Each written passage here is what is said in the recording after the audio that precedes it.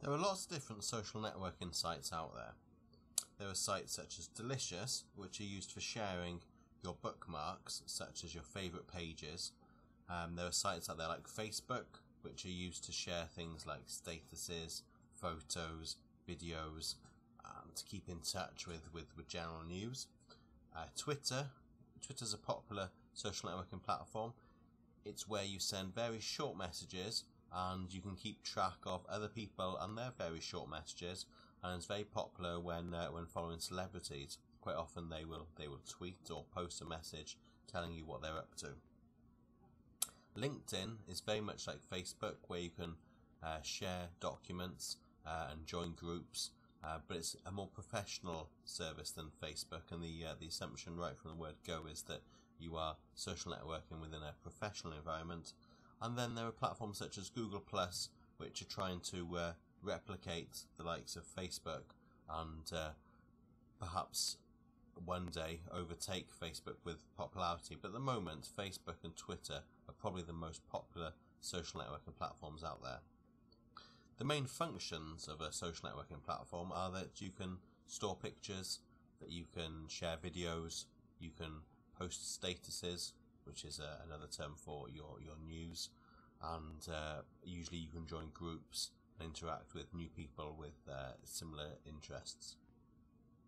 Some advantages of social networking are things such as the ability to communicate with anyone in the world with the same social networking account as yourself. So anyone with a Facebook account, you can find them and communicate with them.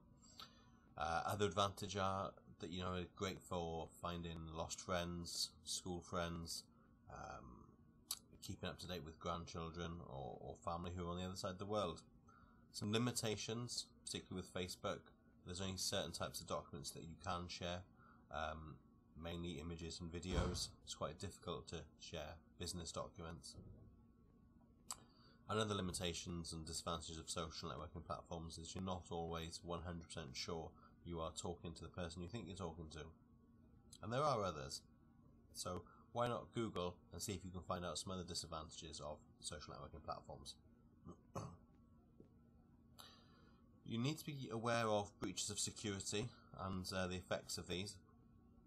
What will happen if you leave your Facebook account logged in on a public machine and someone else hacks into your account? What will happen if you accidentally access someone else's account? These are all things that we need to be aware of. Best thing to do is try to avoid accessing Facebook or other social networking sites from public machines. And whenever you do access a site, always log out correctly and don't leave your username and password lying around. Also be careful of emails. Sometimes you get an email and it looks like it's from a company like Facebook or PayPal or eBay, and it says your account's been compromised, click here to log in to confirm your identity, and sometimes those accounts are what's called phishing. So try to avoid clicking on any link in an email unless you're 100% sure it is legit.